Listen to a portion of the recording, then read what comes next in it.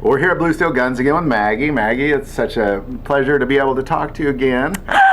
It's so dang good to see you, Mark. I'm so glad you made it in. Me too. It's been way too long, but it is good to see you.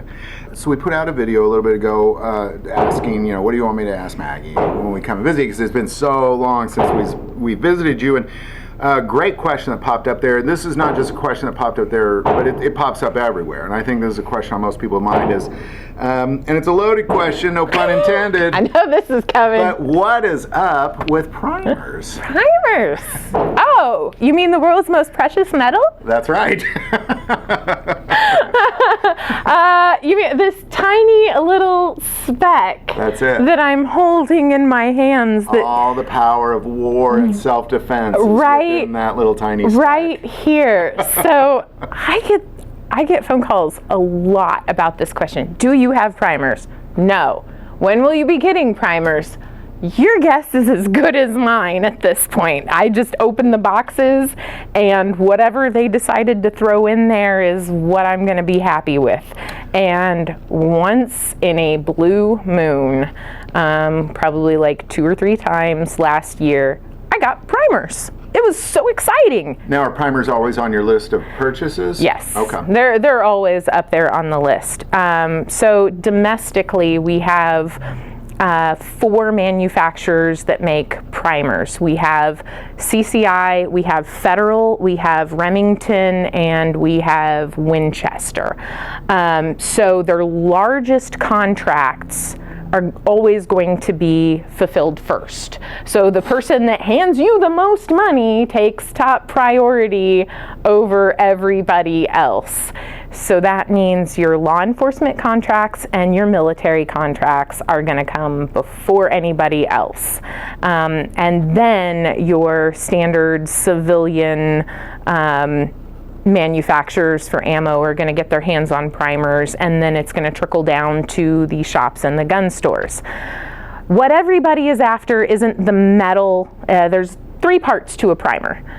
There's the cup that holds the explosives. There is the little explosives that sit in a little pellet inside there. And then there is an anvil that sits on top of that. It's really pretty. It kind of has this flower looking, like a little 3-petal metal flower petal on there. It's so cute. It's precious, right? So what happens is your firing pin hits the back of that cup and smashes all of that ballistic powder basically between the anvil and the back of that cup, and then it just spews all of this molten slag into the powder in the back of your cartridge, which forces your little bullet out the end of the cartridge, out the barrel, and into your target.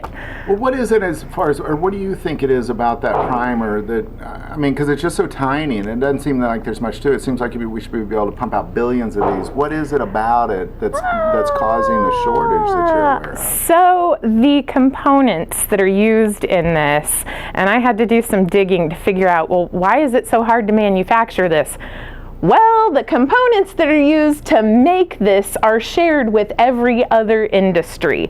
They are used in drilling, they are used in mining, they are used in making paint, all types of paint. They are used in making glass, they are used in making bricks, tile, rubber, you name it.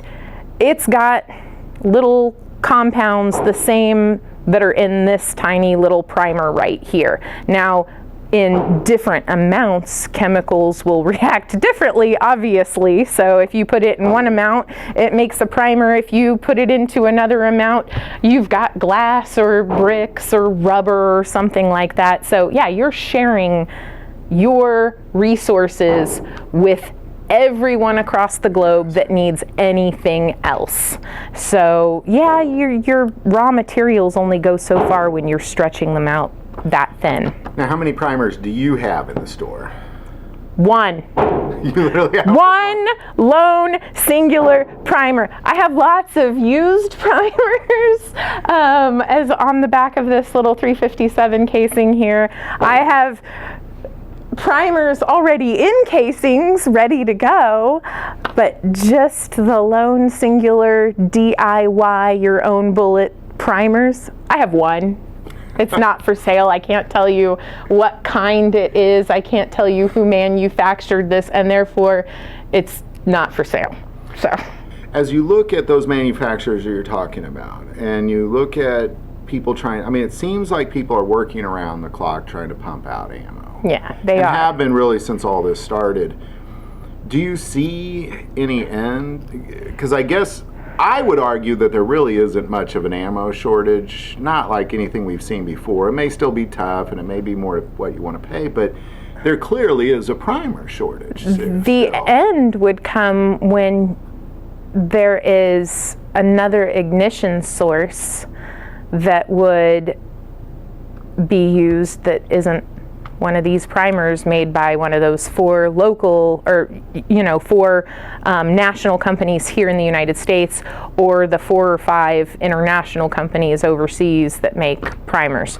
So your bottleneck is those 8 or 9 companies that make these, and their ability to source the components to make them and crank them out as fast as they can, but in the order in which the money is being paid to them. Who's giving them the most money? I wonder that too. Do you believe that the answer is to create a primer in a different way? Because I kind of, I have a chemistry background, and I'm thinking, well, to just make it different. Yeah, right? and like, that I think different. There is a ton of money that is spent in research and development of these, but that would really more be a question on the manufacturing side than the retail gun store side of things. Sure. I wish I had more answers for you there, but yeah, that tiny little dot of a primer right there is what the heckin' holdup is. And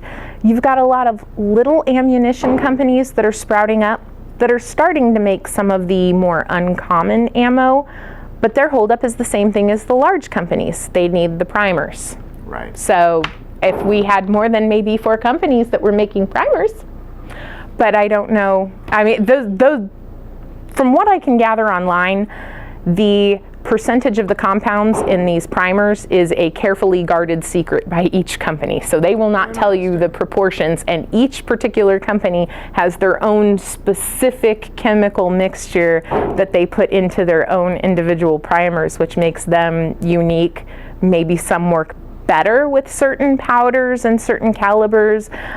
So yeah, the guys that reload, they can tell you, I can use CCI primers and get a shot grouping the size of a dime at 50 yards, and then I can, switch to a Remington primer, and all of a sudden my grouping goes to the size of a $50. What's with that?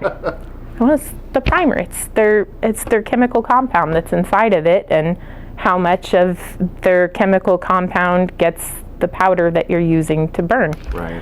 So, chemistry! Now, let me ask you this. I love chemistry. I taught it forever. Well, good. You can teach me a few things. Well, now I look at that thing and I think, well, come on now. Come on.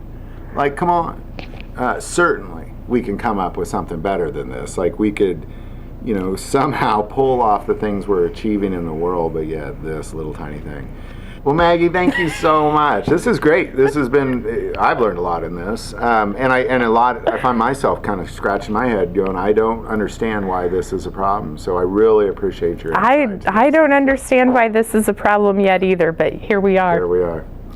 Well, thank you so much. We'll keep talking with you. Cool beans. I'll see you next time, Mark. See you next time. Bye, everybody. Bye-bye.